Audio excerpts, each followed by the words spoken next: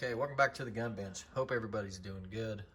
Going through some crazy things out there right now with the whole coronavirus. So I haven't really been on. I've been doing a little bit more reloading. Been doing some trading here and there.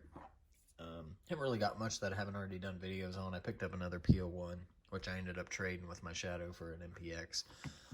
Some 1911, so nothing to really do a video on. So I decided to do one on the R8, and just because, I don't know, there might be a couple little differences from other Smith revolvers. So this R8's outfitted with a Seymour Railway on top, shaved hammer, bobbed hammer, and not too much else that would be different. It does have the Hogue cylinder release.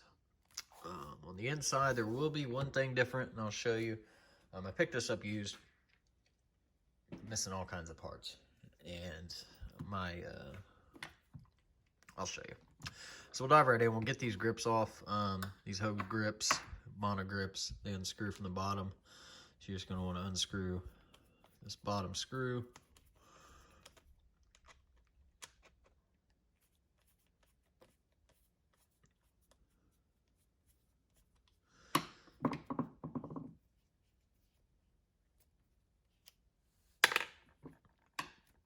And then from there, of course, we do have a empty gun. We're going to just kind of slide them off from the back and pull that out. Pull your grip off. This grip's been heavily modified. From here, you can leave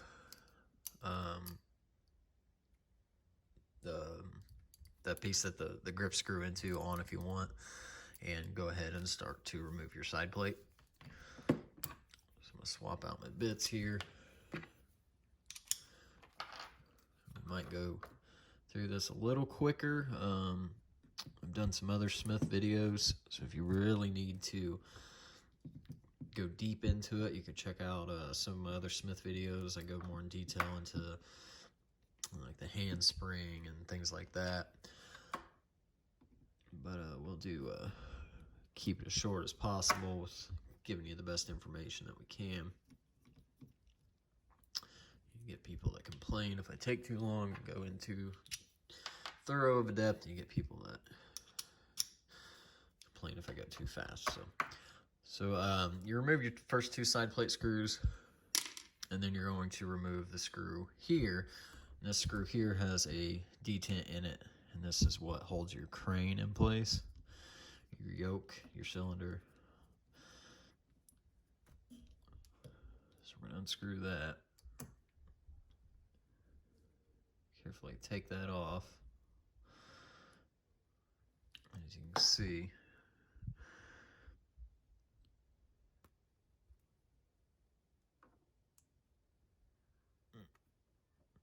if I pulled it apart, there's a spring and that little plunger that's in there. So put that up. Next, I prefer to usually do this with a wooden handle, but I've had this plate off a few times now, replacing parts that weren't in it when I got it, and I still have one on the way. So take a wooden hammer, just put your gun like this on your frame, and give it a few taps on the handle here till your side plate comes off. Like I've said before, I know some of the best gunsmiths out that recommend that method, and there's some that do the pry method. It depends on the revolver. That method usually works well. I don't see any real issues with that. Maybe some of the big revolver guys could say there is, but I'm gonna resort to the ones I know of for that instance. So first thing you're gonna know, the only thing that's missing right now is the hammer block. I assume because it is double action only now, they removed the hammer block. I'm gonna put it back in just because, it's not really necessary since it's DA only now. And you can see this track in the side plate is where that goes. So that'll be a piece. It might have came out with the side plate. It might still be sitting right here. So it's going to be a piece of metal that wraps around the stud and it slides up in here in between the hammer and the firing pin. So if that is still there, which it should be if you haven't messed with the gun, you can just pull that off, set it to the side, and more than likely it stayed in the side plate. You can just leave it in there. You don't need to mess with it. So next, you're going to want to remove tension off the mainspring here. So in front of your grip, you're going to have a screw. And you're going to back that screw out.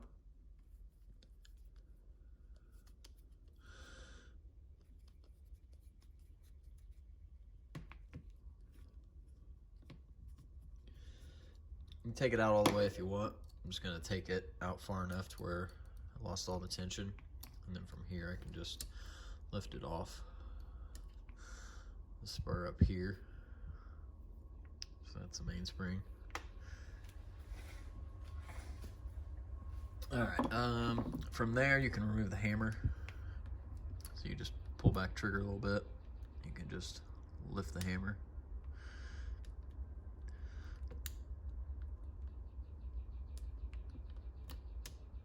Yeah, maybe. There we go. Lift the hammer out of there.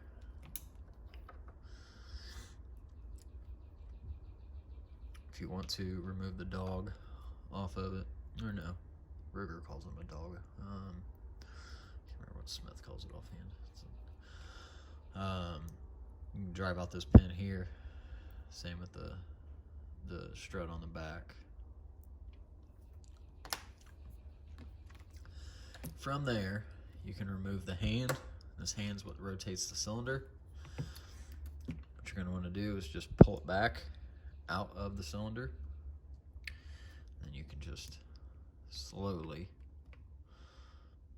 pull it up out of there. Now get it back in there is another trick. You can do that. You could just take it out with the trigger too if you wanted. But this is a complete disassembly, so do it a certain way.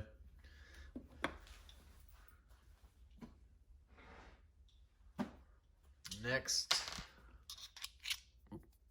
this tool, this wheeler kit comes with this tool. They sell the tool, or most people just end up using a screwdriver to get it out and get it back in. Mainly is the problem, but getting it out's the easy part. So you have your rebound slide here, this bottom portion, and that is captured. Brought the wrong mat out here. That's captured by the spring, and it holds against the stud in the frame. So this tool, or other ones like it, go in between there. So you can push in on that spring and kind of lift up. Once you get it up far enough, you can take if you want, you can still use that tool, but you can lift it up far enough. Just keep your finger in front so that spring doesn't go flying. It's under a crap ton of tension, so it will kind of hurt your finger. You'll see the circle on it, but you don't want it to go missing. That can happen. Next, we'll remove the trigger itself. First thing I'm going to do though is I'm going to remove the cylinder. So I'm just going to pull.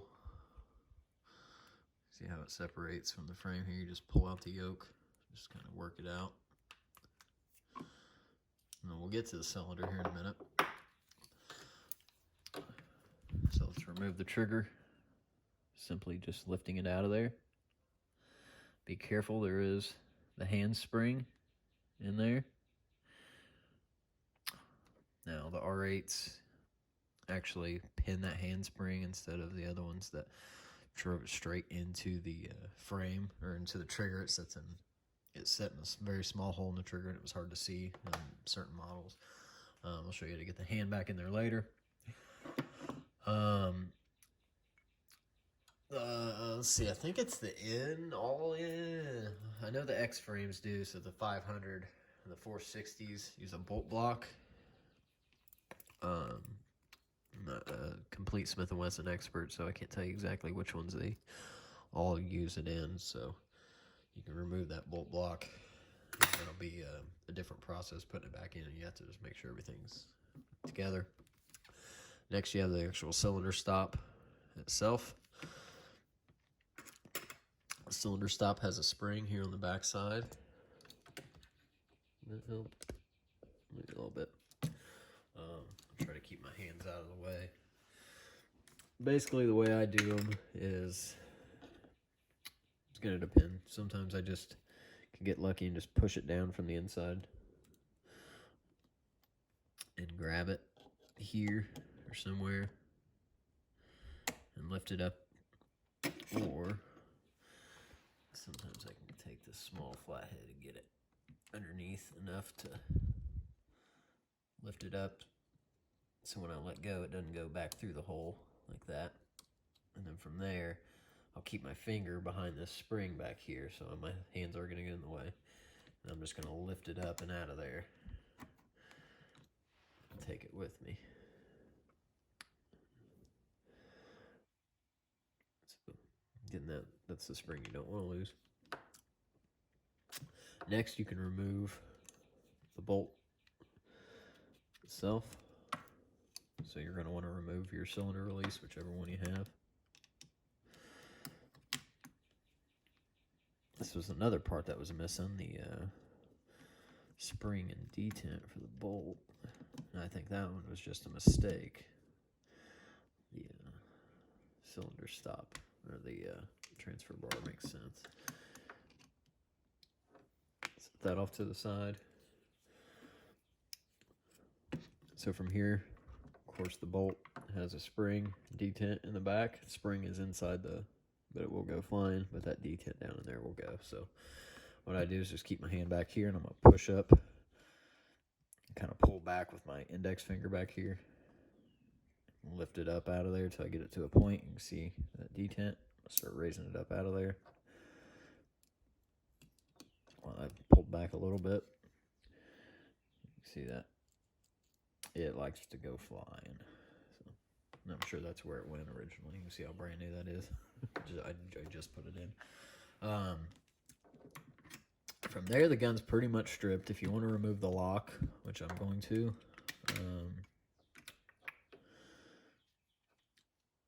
you can use necessarily have to use a pick, but if you look on the bottom, a very small spring through this little hole. Really, you can just pull that spring back if you like, and just try to lift that out of there. But usually, you can just grab it with your fingers and pull it out of there like that. So that's how you would remove the lock itself. From there, the rest of it, since it's a spring, I would keep in there. Let's see, last Smith had the lock. I don't believe you could remove that without some special tool. I don't know offhand. I just don't mess with it if you're wanting to prevent it being locking or anything that could interfere with the trigger pull. As some will complain, that's the piece that will do it. So the frame is completely done besides sights, of course, which we're not doing. You can look at the railway if you want, but just a standard Seymour railway, very popular on the competition circuit on high-end race guns. I think mainly the reason why is the big open sight. Even nowadays, people are still using them, but you can also, just by pulling out the emitter, you can switch the MOA dot size. For like $50, you could change whatever size you wanted. So that's a 4 MOA, but I could switch it to an 8, a 12, a 2, just by buying whatever emitter I wanted. All right, so now we'll go to we'll take apart the cylinder. So first I'm going to remove the yoke just by pulling it off and setting it off to the side. And then next, what you're going to want to do, and it's best to put a few cases in, empty cases. This is an 8-shot. So I'm just going to put 4 in there like that. Then I'm going to bring my vise over here. Move the camera so you can see what I'm doing. I've done this plenty of times before on other videos, so I like to get it deep in there with my padded jaws. I'm gonna tighten it down enough. From here, I'm going to grab it, make sure it's cylinder rod doesn't turn. I'm going to turn it clockwise to the right.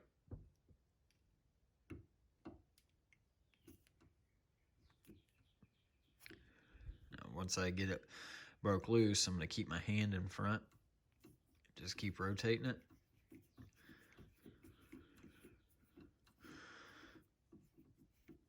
Here in a second, it's going to pop.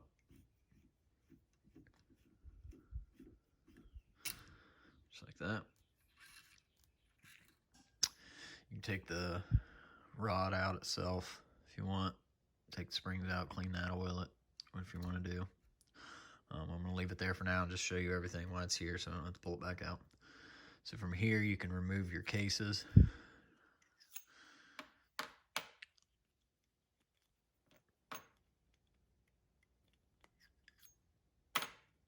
Cases haven't been sized yet, so it's a little hard to get out. Then you can remove the extractor itself. And you have an empty cylinder. Pretty simple. Clean it up now, do what you need to do, oil it. We're going to put it back together real quick so it's out of my way. I can move the vise out of my way. It can only go back in there one way. Put it down in there, put your cases back in. They also make a tool for this. Cases work too. So now I'm going to, I like to take the outer spring off and insert it over the rod like that. Then keep hold on it and just put it back on straight. I'm going to push, I'm going to keep my thumb on it, and I'm going to slowly rotate it to the left. So I see it's catching. Now I can finish it off. It's going to tighten up here in a second. I'm going to snug it down. Pretty good. You don't want to go too crazy. More likely it'll slip in the jaws anyway. That's kind of how I know right where I'm at the right point.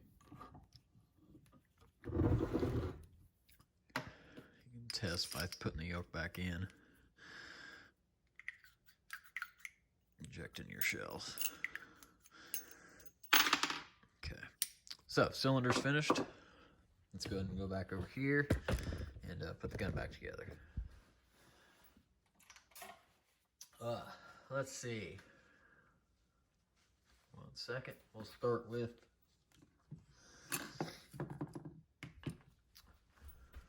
let's see, where do I want to start? We could start with the probably going to be the hardest part, I guess, putting the cylinder stop back in. It can always be a little tricky.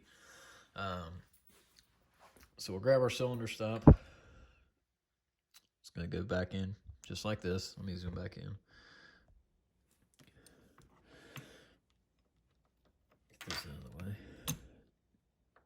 So what I do is you got to kind of go ahead and get it started on the stud and down. So this cut out of the bottom goes over this top, the trigger stud, and then of course the stud here is where the hole goes through the hole. So you can go ahead and get it partway started on there, and then hold it, and then this is where you're going to want to get your finger. And I'm going to back you out because I don't want you to miss it, but I'm going to have to get my finger in here or a small flathead and keep that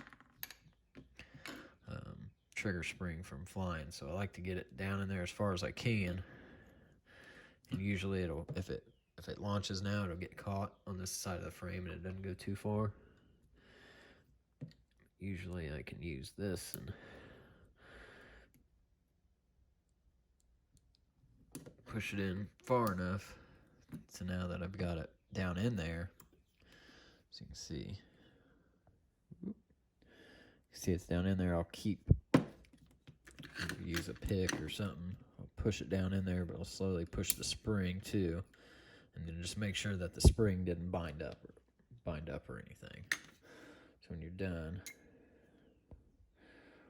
all should look like that. You should be able to push it from inside and spring back. It's pretty simple. You just gotta make sure you watch that spring. Losing a spring, there's nothing worse than losing a spring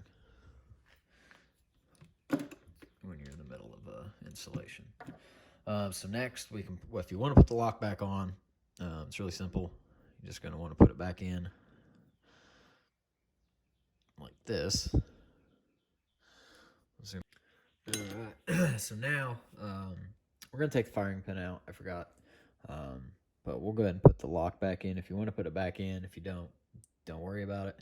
I'm just having a little trouble with it for the first time ever. So what we're going to do is make sure the locked side is facing out and go back in like this. And you kind of have to, you might have to play with it a little bit. We're going to kind of go in just like that and get it where it's flush in there, but it doesn't want to. You can push down. Once you get it in there, you can stick your pick through this little hole just barely in there and pull that spring down while you're pushing down on it. You're just going to pop that spring down, and underneath it sits in the track, just right under in the bolt channel. So it's pretty simple. If you want to remove your firing pin, you have this stud right here. I'll go ahead and do it. Oh, maybe not with those. If you can push in on the firing pin from back here, you're just gonna, yeah. Might not have didn't bring the right pliers out. It's gonna remove that stud. And from there, you can pull out the firing pin. And then you can bring out the firing pin spring. So now we'll put it all back in there.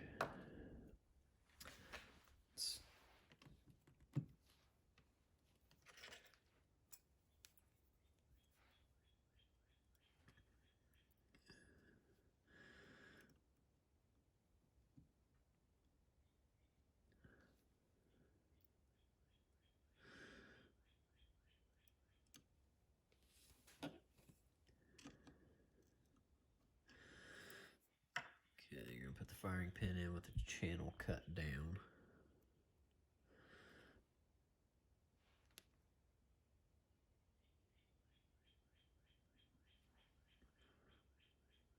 Then from there, you grab the pin,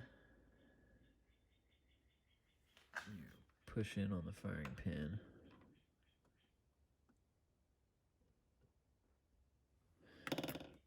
And drop that pin down in there.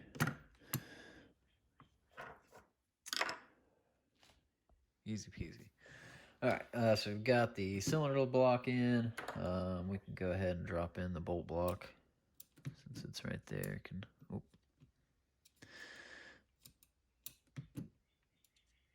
Yeah.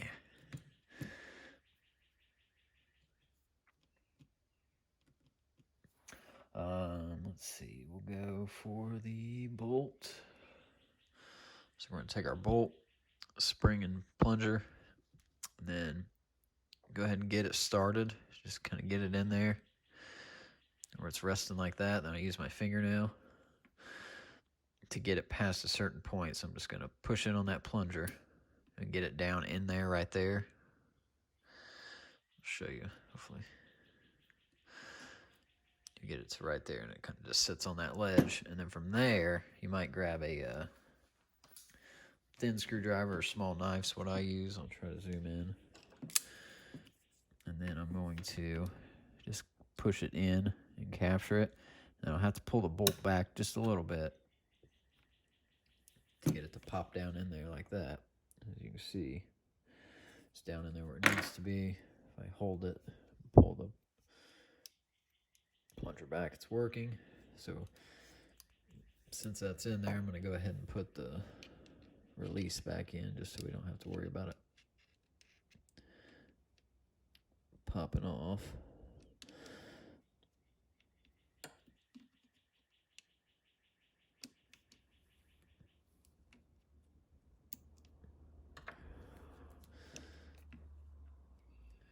Get our screwdriver.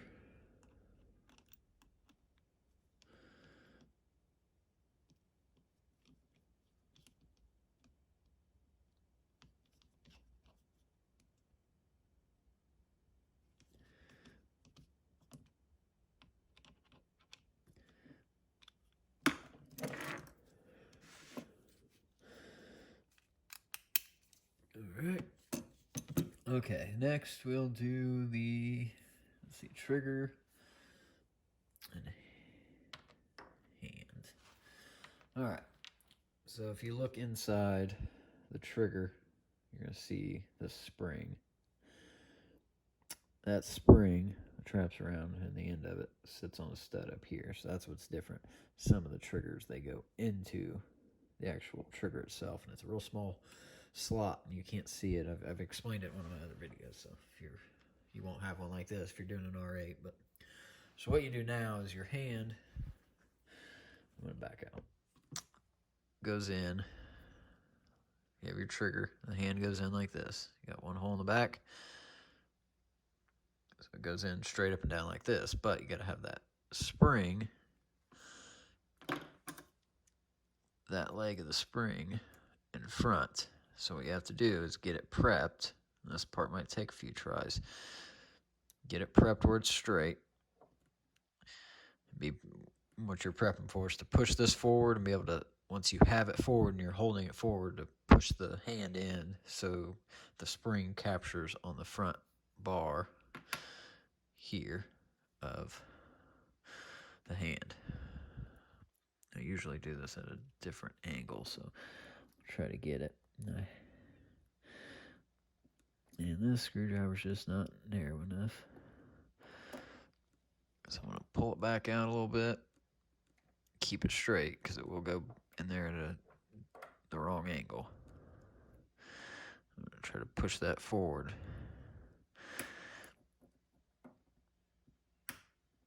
And it's got to go all the way.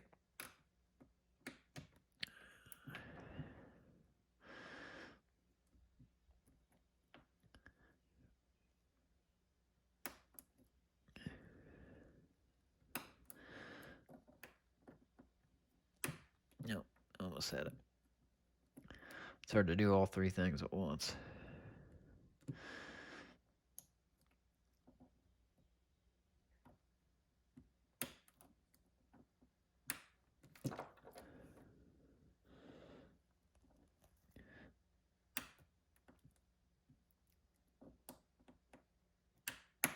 Yep.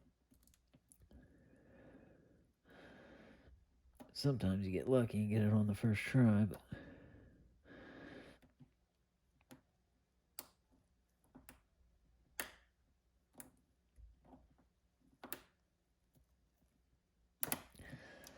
I don't have the screwdriver I usually use for it either.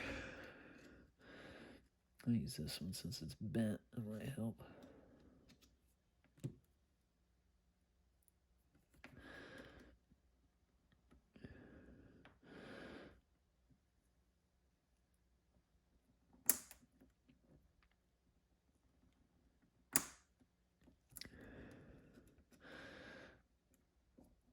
Come on, get in there.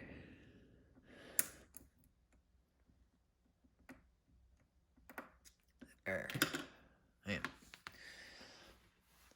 Hopefully you saw that. I wasn't even looking at the camera. That shouldn't have took that long. I have another slotted screwdriver that's narrower than that you can just grab it, push it forward, pop it in and be done. But I guess I brought the wrong one. I've got like 6 of these, so I have one marked Smith just for it. Okay, so once you do that, you can go ahead and put the trigger back in. So what you're going to do, pull this up, and you're going to have to get the trigger lined up on the stud, pull the hand back, and just going to wiggle it down in there. make sure it goes. Oh, there we go. I lost all the work I did. All right, so now that that's in there, you can put the rebound spring now back in if you want, or not if you want, you have to. And then you're almost home free. So we're gonna put this back in. This one can also cause some cussing, but it's not too bad. That's what I can never remember the name. The little stud that's coming out of the trigger. You can see that piece I pulled up.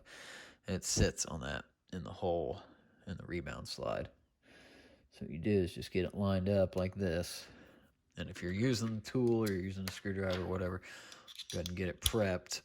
And this is where you jab your finger. It happens. So what you have to do is,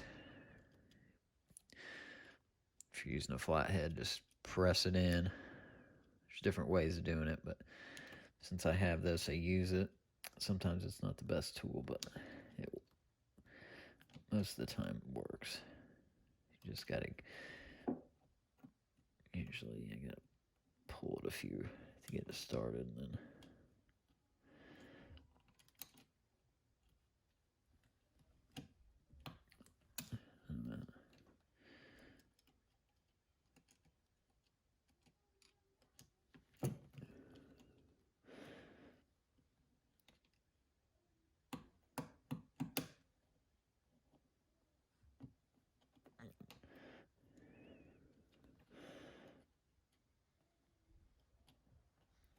I like to do it facing me. I'm gonna move the camera. That might be enough so you can see what I'm doing. If I do launch it, at least it'll hit me and not go across the shop.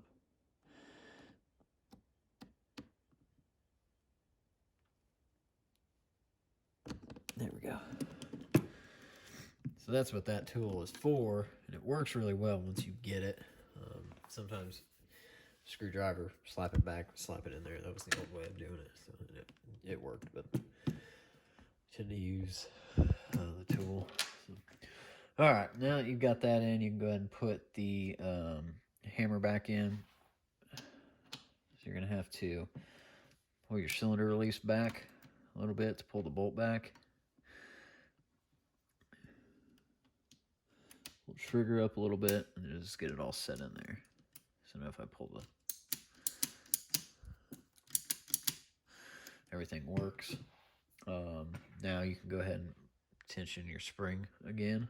So it's going to go up in and behind the strut, or the, man, I had the word for that in my head earlier and I forgot it. And it's going to slide in this little slot in the bottom of the frame to see exactly where it goes. So that's how it ends up.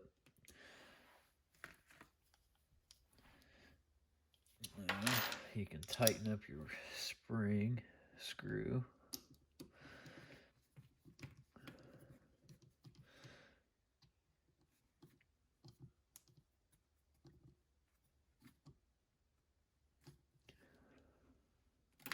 And it goes till it stops. There's no...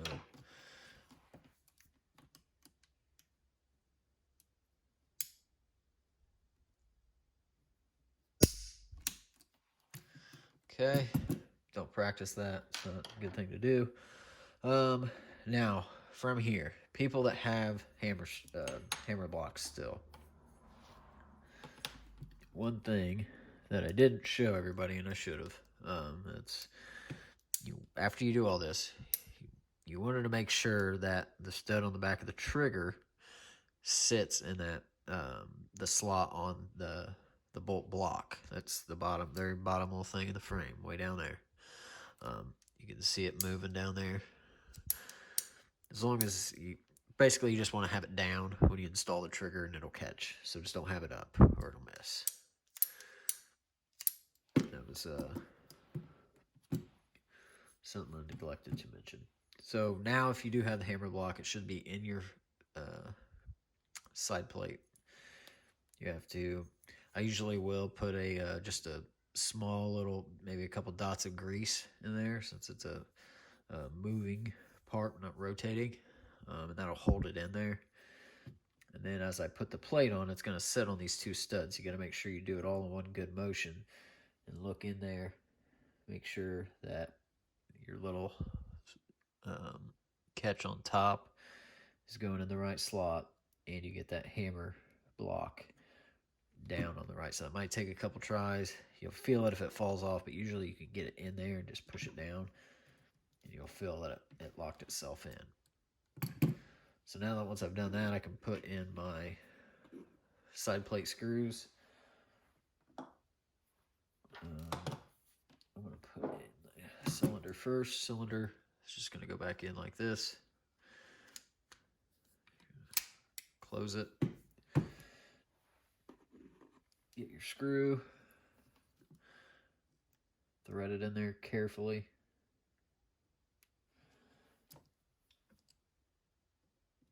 Make sure it's not tight to turn or anything like that.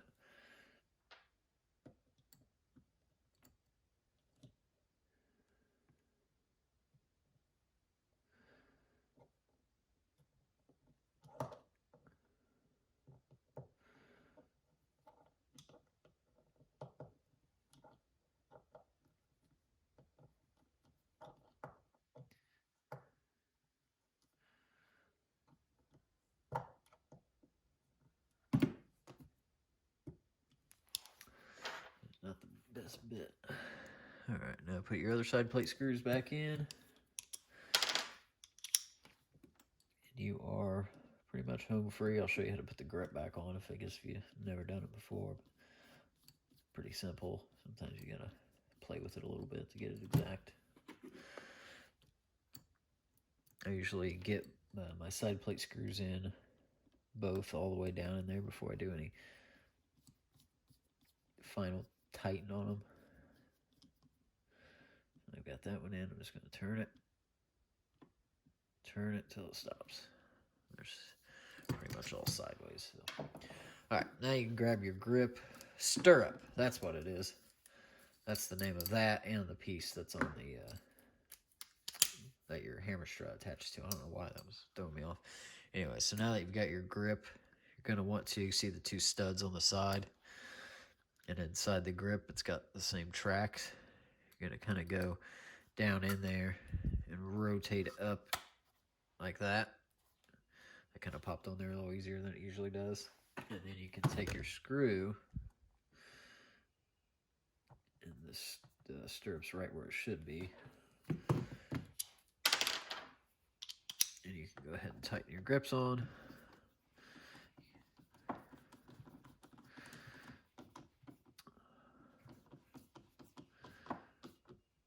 You don't want to tighten them too tight because it can cause them to swell out on the sides.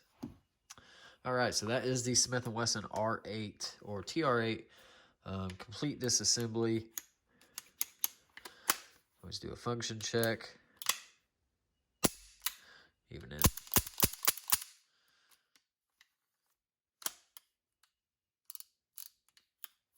All right. Hope everybody enjoyed the video. Don't really have much else to do right now. Like I said, I traded and I got that SIG MPX 8-inch Gen 2. It's fucking sweet.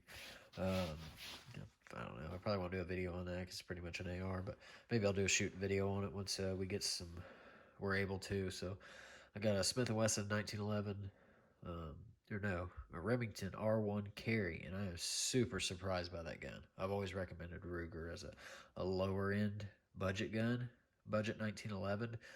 I mean, this R1 carry blows every Ruger I've ever had away, and I've owned like 4 or 5 of them, and I've always praised them as being a great $800 1911. But this Remington's something else. I was very surprised. That can be determined. So it just feels really great out of the box. So I might do a video on that because it is a Series 80, and I haven't done a Series 80 1911 disassembly. But so let me know what you want to see. I'll see if I can pick it up. Times are going a little weird right now. Hope everybody enjoys. Hope everybody stays safe. Stay healthy. Do what you got to do. This stupid corona shit going around. Who knows how long it's going to last, and who knows what it means for the rest of the summer. But I know I'm going to get out and shoot. So y'all stay safe. See you later.